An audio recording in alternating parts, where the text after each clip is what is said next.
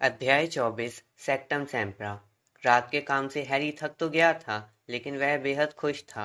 अगली सुबह उसने सम्मोहन की क्लास में रॉन और हरमाइनी को पूरी बात बता दी। इससे पहले उसने अपने आसपास बैठे विद्यार्थियों पर ध्वनि दमन सम्मोहन कर दिया था। वे दोनों इस बात से बहुत प्रभावित हुए कि उसने किस तरह स्लगहॉर्न से याद निकलवा ली थी। बहरहाल, जब उसने उन्हें लॉर्ड वोल्डेमॉर्ट के हॉर्क्रक्सों के बारे में बताया तो वे हैरान रह गए। उन्हें इस बात पर भी हैरानी हुई कि अगर डंबलडोर को कोई हॉर्क्रक्स मिल गया तो वे हैरी को भी अपने साथ ले जाएंगे। जब हैरी ने आखिरकार उन्हें पूरी बात बता दी तो रॉन बोला, वाह। वह बिना सोचे समझे अपनी छड़ी छत की दिशा में लहरा रहा था और उसे जरा भी पता नहीं था कि वह क्या कर रहा था। वाह, तुम सचमुच डंबलडोर के साथ जाओगे और उसे नष्ट करने की कोशिश करोगे। वाह रॉन, तुम बर्फ बना रहे हो, हरमाइनी ने धैर्य से कहा और रॉन की कलाई पकड़कर छड़ी छत की तरफ से दूर हटा ली, जहां से बर्फ के बड़े बड़े सफेद गोले गिरने लगे थे। हैरी ने देखा कि पास वाली टेबल से लेवेंडर ब्राउन हरमाइनी को गुस्से से घूर रही थी। बहुत लाल आंखों से उसे घूरते देखकर हरमाइनी ने तत्काल रॉन का हाथ छोड़ दिया। ओ हाँ, रॉन ने अपने कंधों को थोड़ा नीचे करते हुए कहा, माफ करना, ऐसा लग रहा है जैसे हम सभी को भयंकर डैंड्रफ हो गया हो। उसने हरमाइनी के कंधे से थोड़ी नकली बर्फ हटाई। लेवेंडर रोने लगी। रॉन के चेहरे पर अपराध बोध आ गया और उसने उसकी तरफ पीठ घुमा ली। हम अलग अलग हो गए, उसने हैरी को अपने मुंह के कोने से बताया। कल रात को जब उसने मुझे हरमाइनी के साथ लड़कों के कमरे से नीचे उतरते देखा था।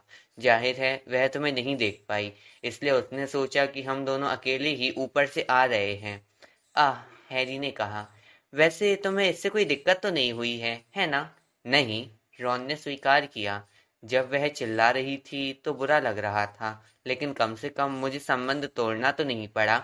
डरपोक, हरमाइनी ने कहा, हालांकि वह थोड़ी खुश दिख रही थी। रोमांस के लिए कल की रात बुरी थी।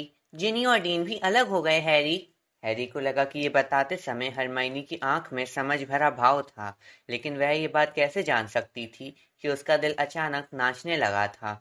अपने चेहरे को वह जितना भावहीन बना सकता था और अपनी आवाज को जितना उदासीन बना सकता था, उतना बनाते हुए उसने पूछा, कैसे?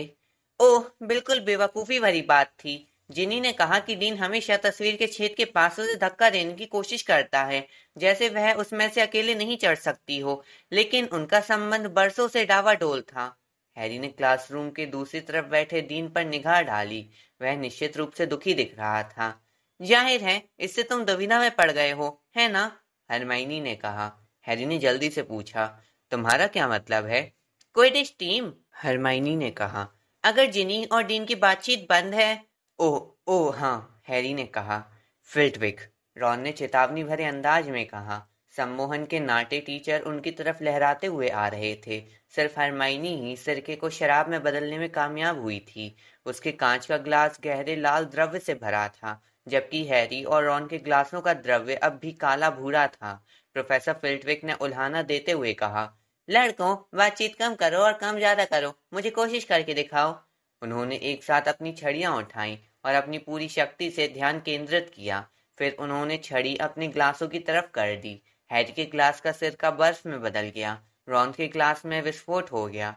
प्रोफेसर फिल्टविक ने टेबल के नीचे से दोबारा निकलते हुए और अपने हैट के ऊपर से कांच के टुकड़े हटाते हुए कहा, अच्छा, तो होमवर्क में इसकी प्रैक्टिस करना। सम्मोहन के बाद उनका एक दुर्लभ खाली पीरियड था और वे एक साथ कॉमन रूम तक गए। लेवेंडर के साथ अपने संबंध खत्म होने को लेकर रॉन बहुत खुश लग रहा था। हरमाइनी भी खुश दिख रही थी, लेकिन जब हैरी ने उससे पूछा कि वह क्यों मुस्कुरा रही है, तो वह बोली, दिन सुहाना है।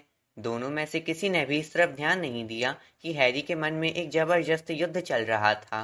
वह रॉन की बहन है, लेकिन उसने डीन को छोड़ दिया है। वह अब भी रॉन की बहन है। मैं उसका सबसे अच्छा दोस्त हूँ। इससे स्थिति और खराब हो जाती है।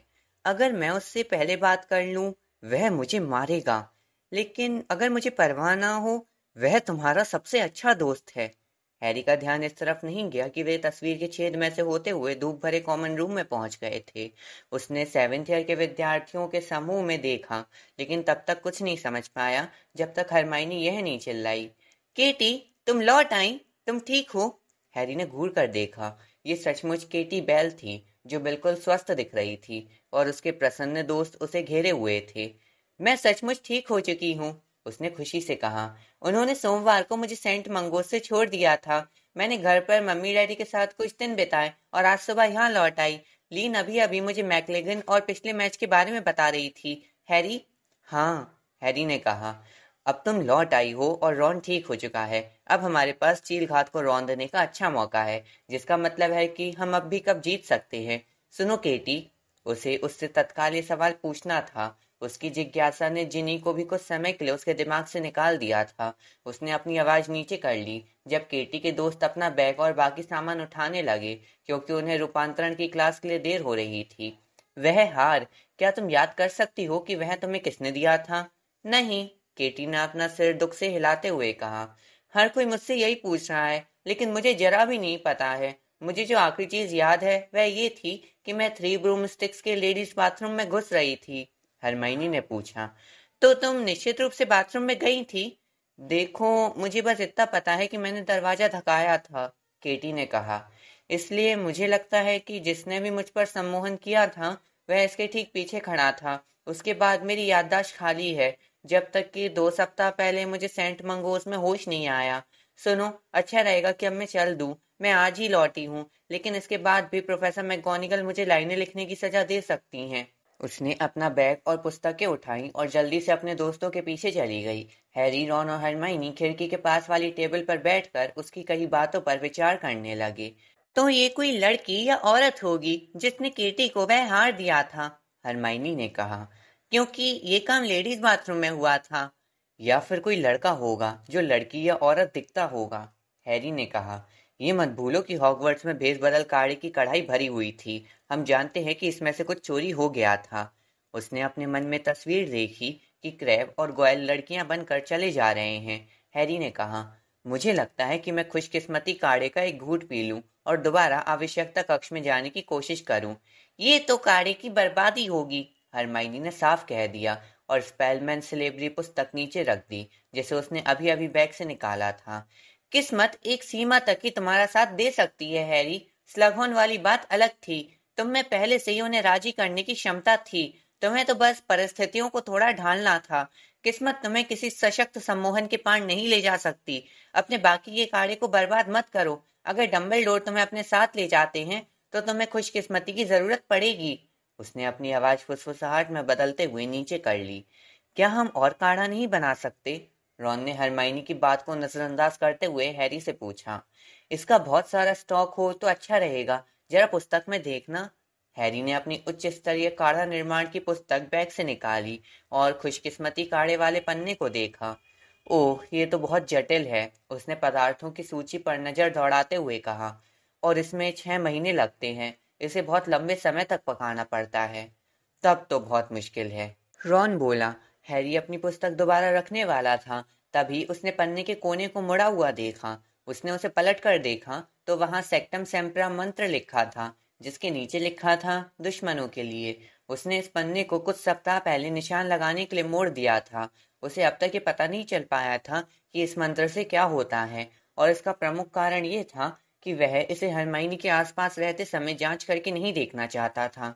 बहरहाल, वह सोच रहा था कि अगली बार जब भी मैकलेगन उसके पीछे से आएगा तो वह उस पर इसका प्रयोग कर देगा। केटी बेल के स्कूल लौटने से सिर्फ एक ही व्यक्ति खास खुश नहीं था।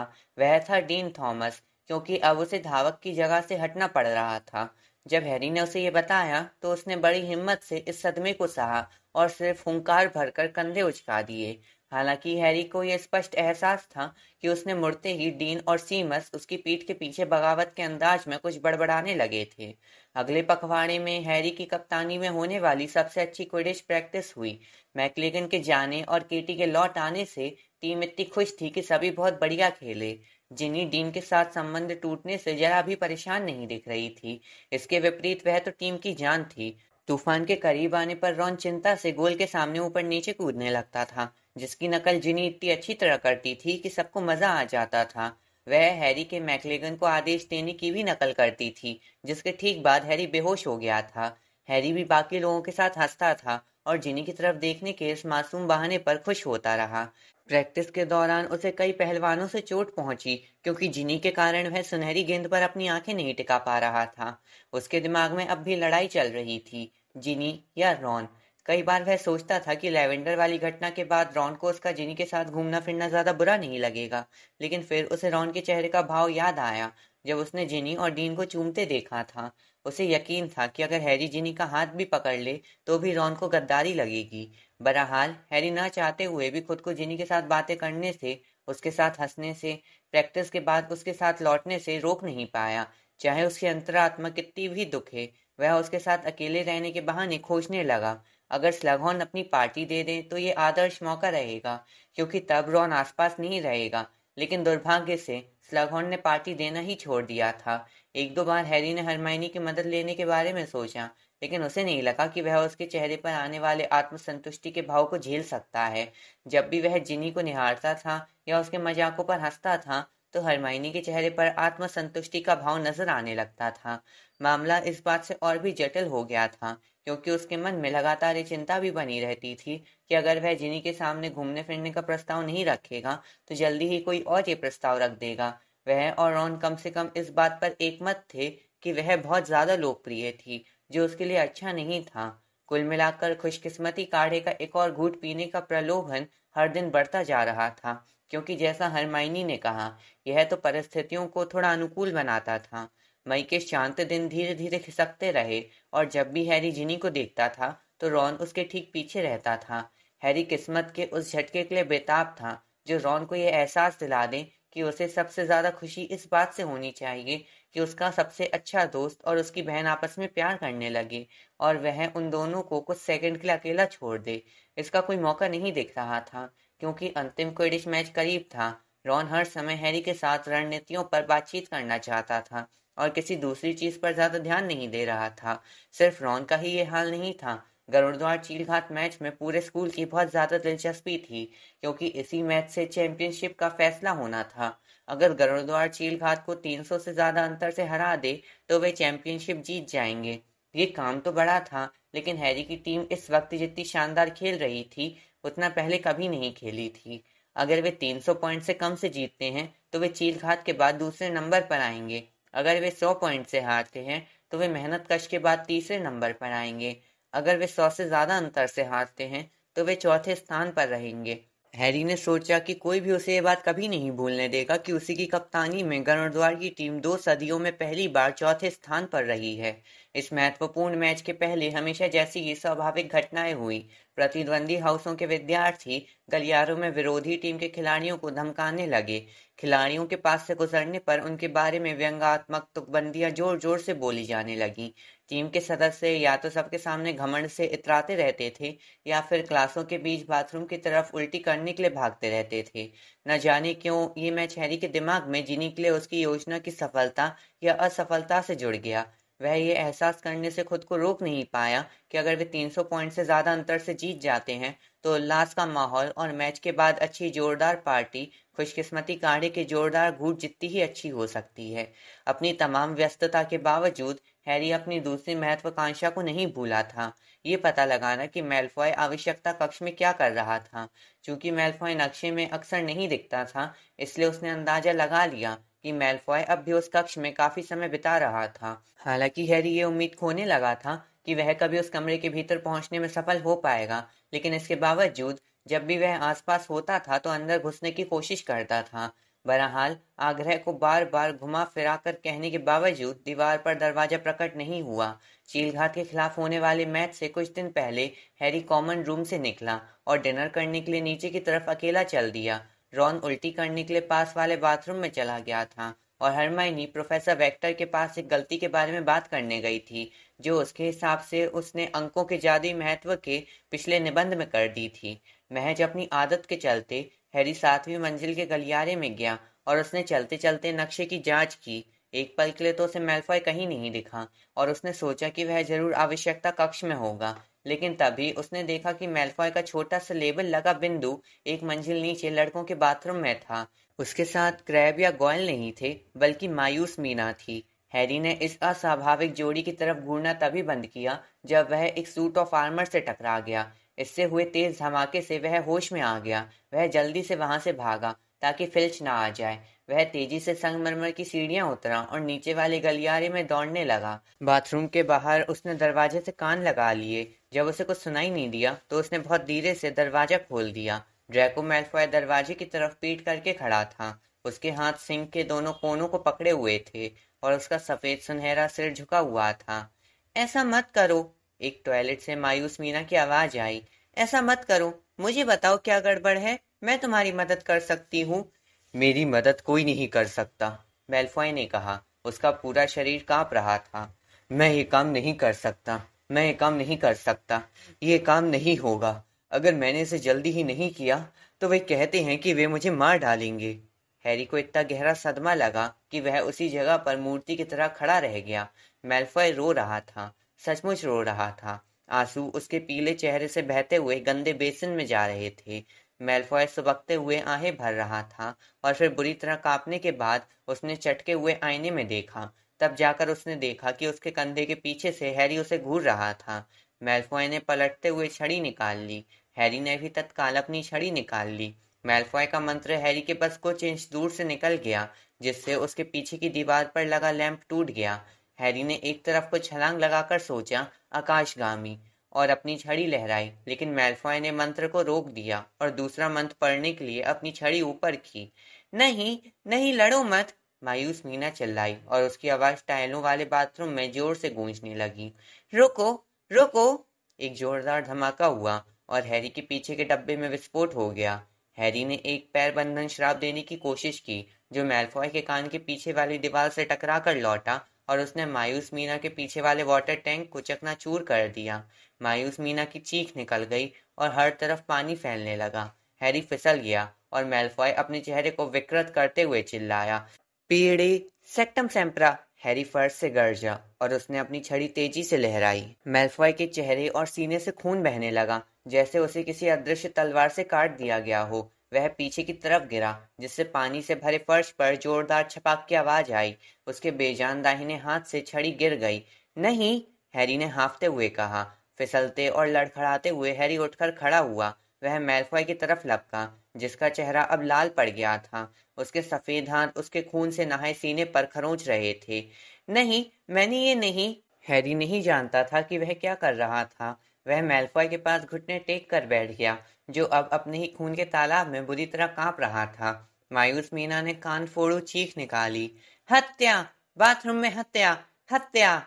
हैरी के पीछे का दरवाजा खुल गया और उसने दहशत में ऊपर देखा। स्नेप बाथरूम में आ गए थे और उनका चेहरा आग बबूला था।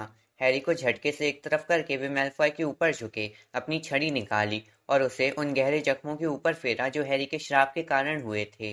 वे एक मंत्र भी बुदबुदाते जा रहे थे, जो किसी गीत जैसा लग रहा था। खून बहना बंद हो गया। स्नेप ने मैल्फॉय के चेहरे पर लगा खून साफ किया और अपना मंत्र दोहराया। अब जख्म ठीक होने लगे थे।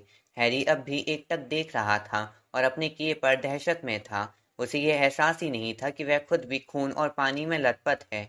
मायूस मीना अब भी ऊपर सुबक और बिसुर रही थी। जब स्नेप ने तीसरी बार प्रतिकारक मंत्र पढ़ दिया तो उन्होंने मैल्फॉय को उठाकर खड़ा कर दिया। तुम्हें अस्पताल जाना चाहिए, निशान रह सकते हैं, लेकिन अगर तुम तत्काल डिटैनी ले लेते हो तो तुम उससे भी बच सकते हो। ओह! स्नेप मैल्फॉय को सहारा देकर बाथरूम से बाहर ले गए। वे दरवाजे पर पहुंचकर ठंडे आवेश भरी आवाज में बोले, और पॉटर, तुम यहीं मेरा इंतजार करना। हैरी के मन में एक पल के लिए भी इस आदेश की अवहेलना करने का विचार नहीं आया। वह कांपता हुआ धीरे धीरे खड़ा हुआ और गीले फर्श को देखता रहा। इसकी सतह पर खून के धब्बे लाल फूलों की तरह तैर रहे थे। वह मायूस मीना को चुप रहने के लिए कुछ नहीं बोल पाया, जब वह लगातार बढ़ती खुशी के साथ चीखती और सुबकती रही। स्नेप 10 मिनट बाद लौटे। बाथरूम में आने के बाद उन्होंने दरवाजा बंद कर दिया। जाओ, उन्होंने मीना से कहा, जो तत्काल अपने टॉयलेट में चली गई। पीछे खामोशी रह गई। मैं ये नहीं करना चाहता था, हैरी ने तत्काल कहा। उसकी आवाज ठंडी, पानीदार जगह पर गूंज रही थी। मैं नहीं जानता था कि वह मंत्र क्या करता है, लेकिन स्नेप ने उसकी ये बात को अनसुना कर दिया। जाहिर है मैंने तुम्हें कम आंका था, पॉटर, उन्होंने धीरे से कहा। कौन सोच सकता था कि तुम इस तरह का शैतानी जादू जान सकते हो? ये मंत्र तुम्हें किसने सिखाया? मैंने इसे कहीं पढ़ा था। कहाँ? लाइब्रेरी की पुस्तक में, हैरी ने तत्काल झूठ गढ़ते हुए कहा। मैं याद नहीं कर सकता कि ये मैंने किस पुस्तक में। झूठे, स्नेप ने कहा। हैरी का गला सूख गया। वह जानता था कि स्नेप क्या करने वाले थे और वह ऐसे कभी रोक नहीं पाया था। बाथरूम उसकी आंखों के सामने कांप रहा था।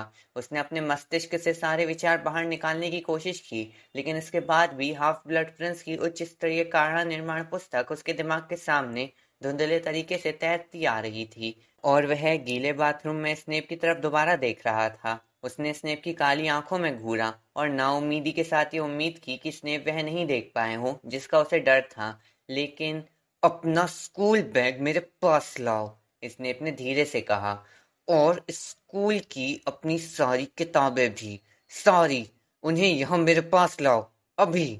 बहस करने से कोई फायदा नहीं होना था। हैरी तत्काल मुड़ा और छप छप करता हुआ बाथरूम से बाहर निकला। गलियारे में पहुंचने के बाद वह गरुड़दार टावर की तरफ भागने लगा। ज्यादातर विद्यार्थी दूसरी तरफ जा रहे थे। उसे पानी और खून में लथपथ देखकर उनके मुंह हैरानी में खुले रह गए थे, लेकिन उसने भागते समय किसी के भी सवालों का जवाब नहीं दिया। वह स्तब्ध महसूस कर रहा था, जैसे उसका कोई प्रिय पालतू जानवर अचानक वहशी हो गया हो। प्रिंस ने इस तरह का मंत्र अपनी किताब में क्यों लिखा? और जब स्नेप इसे देखेंगे तो क्या होगा? क्या वे स्लगहॉर्न को बता देंगे कि हैरी पूरे साल काढ़ों में इतने अच्छे परिणाम कैसे हासिल कर रहा था? हैरी के पेट में उथल पुथल होने लगी। क्या वे उस पुस्तक को जब्त कर लेंगे या नष्ट कर देंगे जिसने हैरी को इतना कुछ सिखाया था? वह पुस्तक जो एक तरह से उसकी मार्गदर्शक और दोस्त बन गई थी। हैरी ऐसा नहीं होने देगा, वह कभी नहीं होने देगा। तुम कहाँ थे? तुम इतने गीले क्यों हो? क्या ये खून है? रॉन सीढ़ियों पर ऊपर खड़ा था और हैरी को देखकर चकरा गया था। मुझे तुम्हारी पुस्तक चाहिए, हैरी ने हाँफते हुए कहा। तुम्हारे काढ़े वाली पुस्तक, जल्दी से उसे मुझे दे दो। लेकिन हाफ ब्लड प्रिंस वाली पुस्तक को क्या हुआ? मैं बाद में बताऊंगा। रॉन ने बैग से अपनी उच्च स्तरीय कारण निर्माण पुस्तक निकालकर हैरी को दे दी। हैरी उसके पास से होते हुए भागा और कॉमन रूम में लौट गया। वहां से उसने अपना स्कूल बैग उठाया, कई विद्यार्थियों की हैरान निगाहों को नजरअंदाज किया जो अपना खाना खत्म करके लौट चुके थे, और तस्वीर वाले छेद से बाहर निकलकर तेजी से 7वीं मंजिल के गलियारे की तरफ जाने लगा।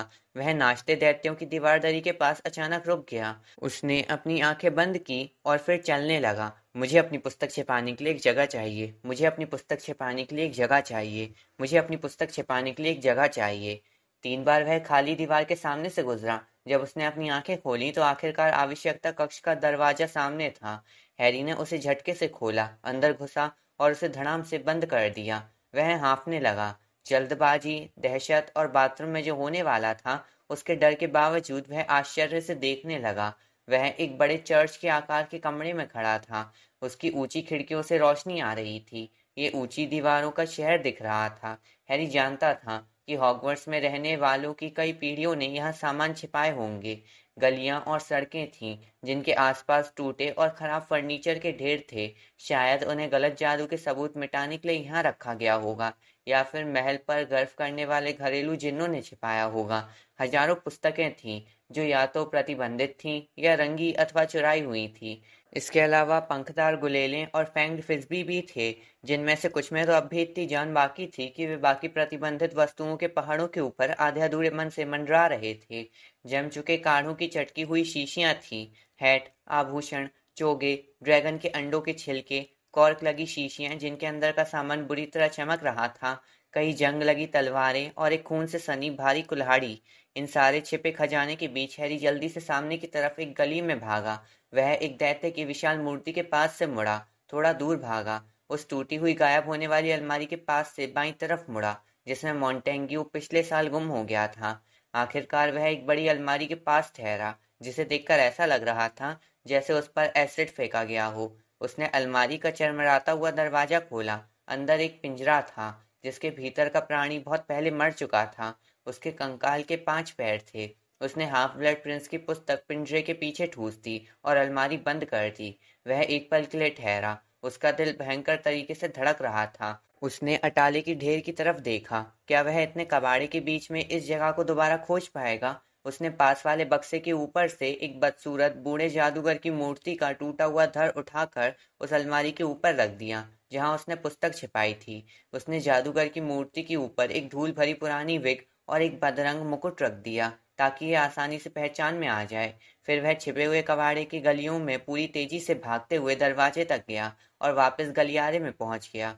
उसने अपने पीछे दरवाजा धड़ाम से बंद किया, जो फौरन दीवार में बदल गया।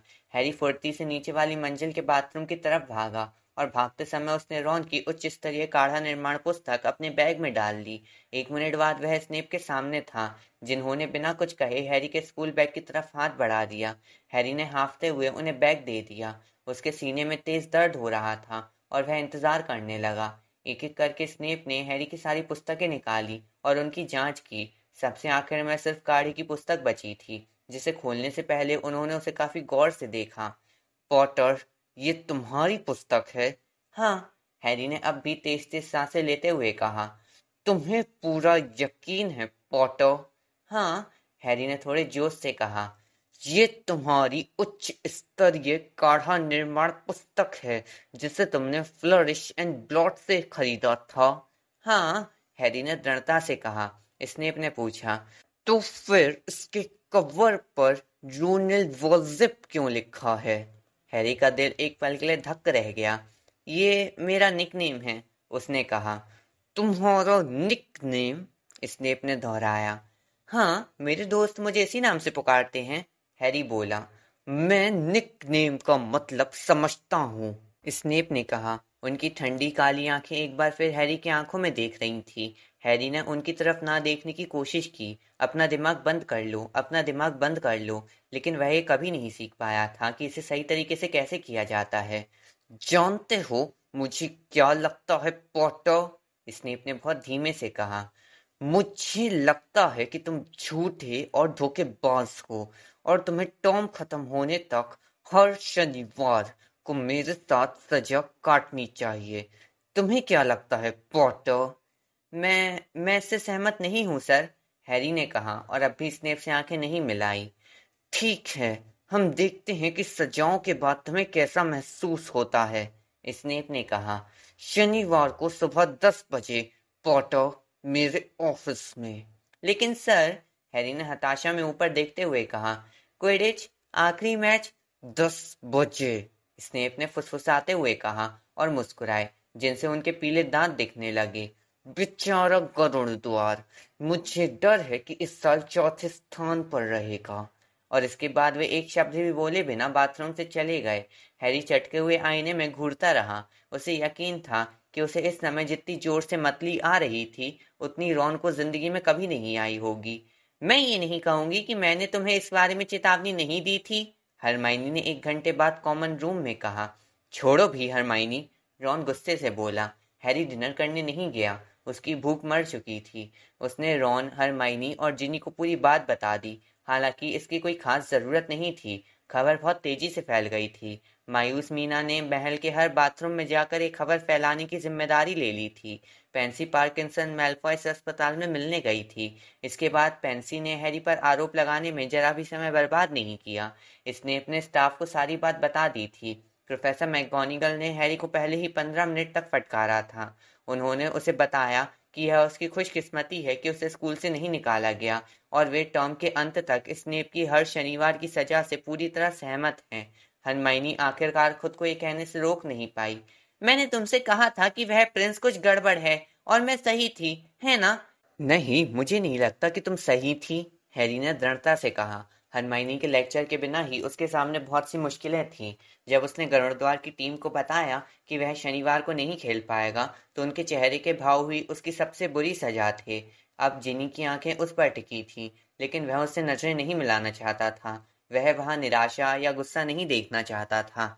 उसने बस जिनी को बता दिया कि वह शनिवार को खोजी के रूप में खेलेगी और डीन उसकी जगह पर टीम में धावक बन जाएगा। अगर वे जीत जाएंगे तो शायद मैच के बाद के जश्न में जिनी और डीन की सुलह हो जाए। ये विचार हैरी के दिल में किसी बर्फीले चाकू की तरह धंस गया। हैरी, हरमाइनी ने कहा, तुम उस पुस्तक की तरफदारी कैसे कर सकते हो जब उस मंत्र ने... तुम उस पुस्तक के बारे में बोलना बंद करो, हैरी ने झड़कते हुए कहा। प्रिंस ने उस मंत्र को सिर्फ उतारा था, ऐसा नहीं था कि वह किसी को उसका उपयोग करने की सलाह दे रहा था। जहां तक हम जानते हैं, वह किसी चीज को लिख रहा था जिसका इस्तेमाल उसके खिलाफ हुआ था। मुझे इस पर यकीन नहीं है, हरमाइनी ने कहा। दरअसल तुम अपना बचाव मैंने जो किया है मैं उसका बचाव नहीं कर रहा हूँ, हैरी ने जल्दी से कहा। मैं चाहता हूँ कि काश मैंने ये नहीं किया होता, सिर्फ इसलिए नहीं क्योंकि मुझे 1 दर्जन सजाएं मिली हैं। तुम जानती हो कि मैं जानते बूझते हुए इस मंत्र का उपयोग नहीं करता, मैलफॉय पर भी नहीं। लेकिन तुम प्रिंस को दोष नहीं दे सकती। उसने ये नहीं लिखा था, इसे आजमा कर देखो, ये सचमुच अच्छा मंत्र है। वह तो सिर्फ खुद के लिए लिख रहा था ताकि उसे याद रहे, किसी और के लिए नहीं। क्या तुम ये कह रहे हो, हरमाइनी ने कहा, कि तुम दोबारा उस पुस्तक को लेने जा रहे हो? हाँ, मैं उसे लाऊंगा, हैरी ने जोर देते हुए कहा। सुनो, प्रिंस के बिना मैं खुशकिस्मती काढ़ा कभी नहीं जीत पाता। मैं ये कभी नहीं जान पाता कि रॉन को जहर से कैसे बचाना है। मैं कभी भी काढ़े में निपुणता की प्रतिष्ठा हासिल नहीं कर पाते, जिसके तुम हकदार नहीं थे, हरमाइनी ने दुष्टता से कहा। छोड़ो भी हरमाइनी, जिनी ने कहा। हैरी इतना हैरान और कृतज्ञ हुआ कि ऊपर देखने लगा। ऐसा लगता है कि मैलफॉय उसे अक्षम्य श्राप देने की कोशिश कर रहा था। तुम्हें तो खुश होना चाहिए कि हैरी के पास बचाव के लिए कोई मंत्र था। जाहिर है मुझे खुशी है कि हैरी को श्राप नहीं लगा, हरमाइनी ने कहा, जो स्पष्ट रूप से आहत थी। लेकिन तुम उस सेक्टम सेम्परा मंत्र को अच्छा नहीं कह सकती। देखो जिनी, उसने हैरी को कहाँ लाकर खड़ा कर दिया है, और मैच में तुम्हारी संभावनाओं को देखते हुए ऐसा लग रहा था। ओह, क्विडिच के बारे में तो तुम कुछ मत ही बोलो, क्योंकि तुम उसके बारे में कुछ नहीं समझती हो, जिनी ने झटके से कहा। कुछ बोलकर तुम खुद को शर्मिंदा ही करोगी। हैरी और रॉन घूरने लगे। हरमाइनी और जिनी की आमतौर पर अच्छी जमती थी, लेकिन इस वक्त वे दोनों हाथ बांधकर गुस्से से विपरीत दिशाओं में घूर रही थी।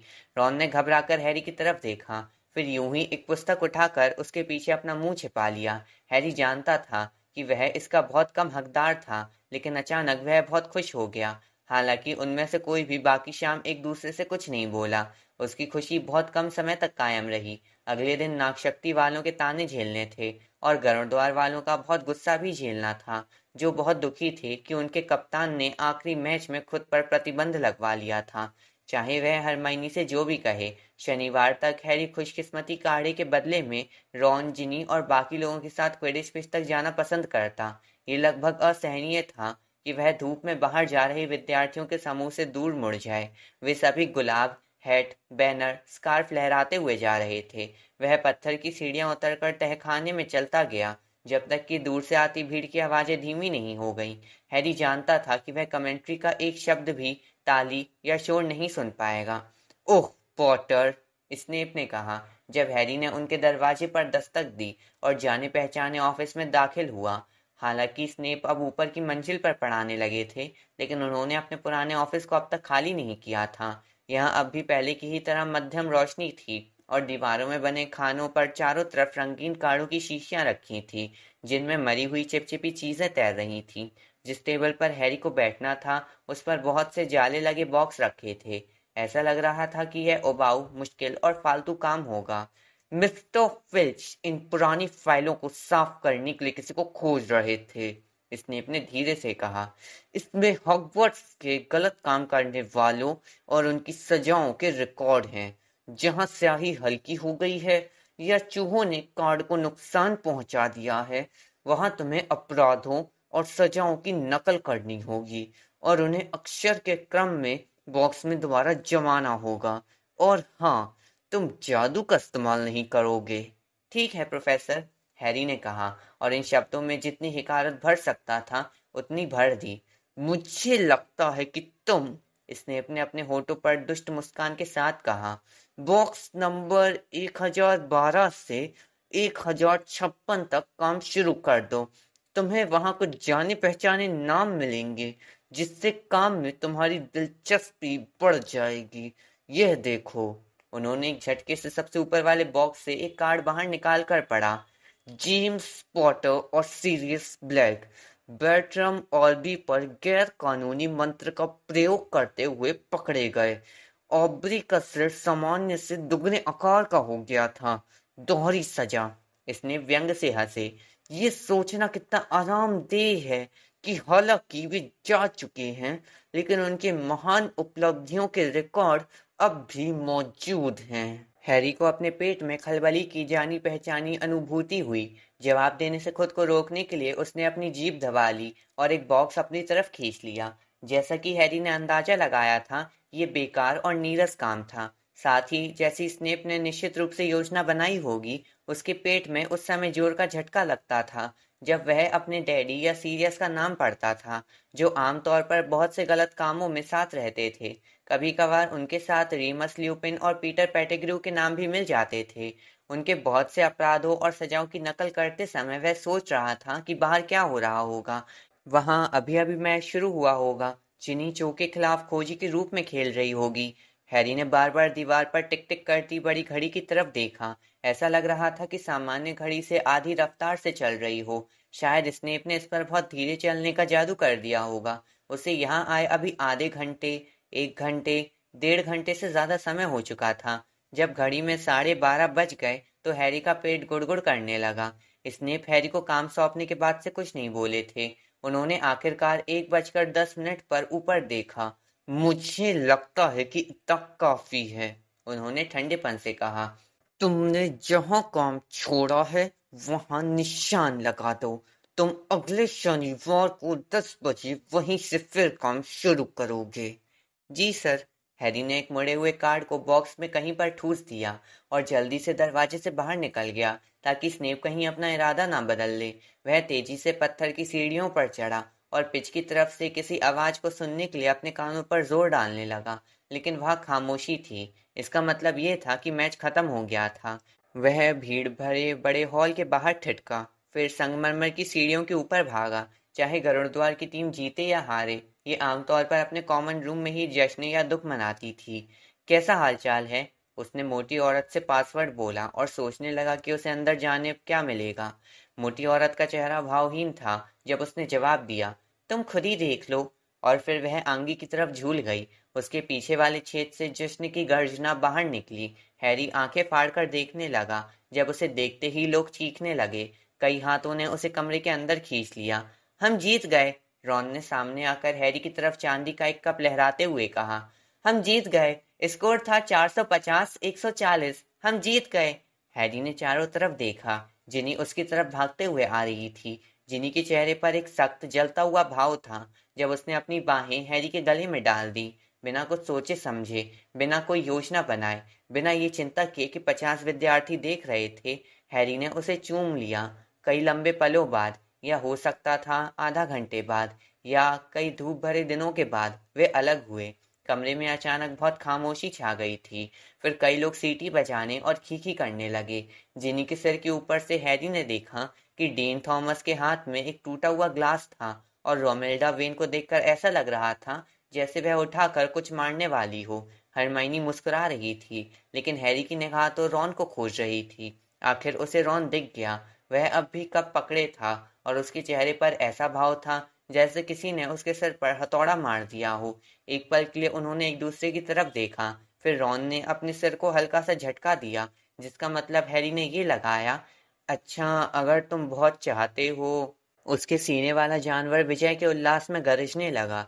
हैरी ने जिनी की तरफ मुस्कुरा कर देखा और बिना कुछ कहे तस्वीर के छेद की तरफ इशारा किया। ऐसा लग रहा था कि वे मैदान में काफी दूर तक घूमने जा रहे थे, जिस दौरान अगर उन्हें समय मिला तो वे मैच के बारे में भी बातचीत कर सकते थे।